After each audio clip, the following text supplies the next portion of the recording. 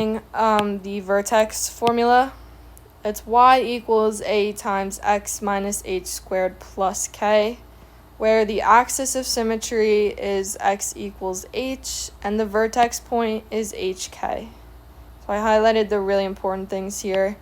Here's our vertex formula, and here is our vertex point, h comma k. So this is important to be familiar with, but we will practice it a little bit. And we're going to convert from the standard form to vertex form by using some of the completing the square process. Hopefully we kind of remember that from Algebra 2 a little bit, but we will cover it if not. So they're giving us a polynomial in standard form. We need to first convert this to vertex form and then talk about the characteristics of this function. So if we remember completing the square, I know this is a tough one to remember, but the first step that we always do is subtract the constant over. So I'm going to subtract 7 from both sides. And I like to replace my f of x with a y just because it's a little bit easier to work with. So we get y minus 7 equals 2x squared plus 8x. Okay, because we have a number in front of this x squared, we have to factor that out first. So now we're going to factor out that 2. So this is going to be 2 times x squared plus 4x equals y minus 7. And this is the part where I do the completing the square part. So I like to make the boxes still. I do a plus and a box equals 2 parentheses x squared plus 4x plus a box. And if you remember, we get this value that goes into that box. The formula is b divided by 2 squared. B divided by 2 squared. Okay, so here our b value is actually 4.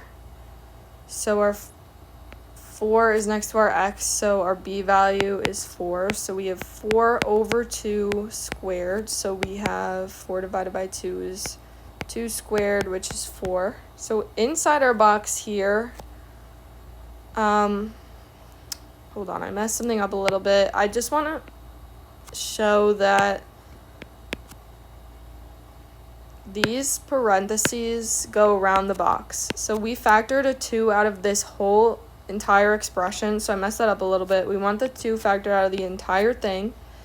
And then we're going to put our 4 in this box, because really what we have here is 2 times 4. That means that we really put 8 into this box. So into our other box is going to go an 8.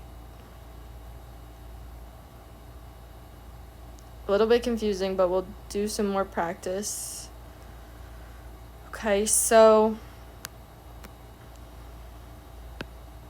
next, our left side, we have y minus 7 plus 8. So that's going to give us y plus 1 equals 2 parentheses. If you remember completing the square, it always factors into x plus b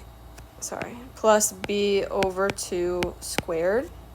So our b was 4, so this is going to factor into x plus 4 divided by 2 is 2. So this is going to factor into x plus 2 squared here. And next we want to get our y alone, so if we subtract 1 over, this would just give us 2 times x plus 2 squared minus 1. Okay, so we did our completing the square, and remember we are comparing this to the vertex form equation. I just like to write it underneath to be able to see. It's a times x minus h squared plus k. And the vertex is always h comma k.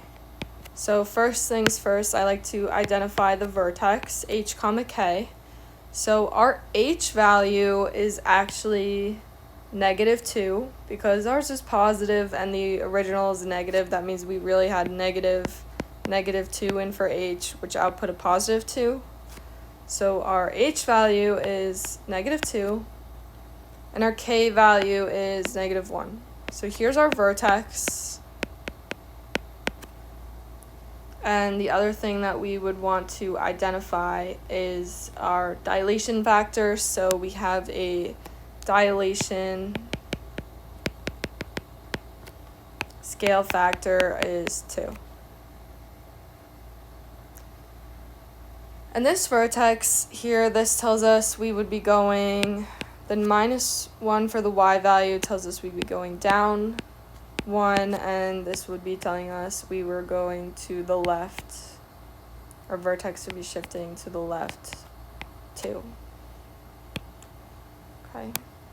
Not really much more we have to say. This is good for comparing the characteristics to its parent graph. We could say it shifted left 2 down 1 and dilated by a scale factor of 2.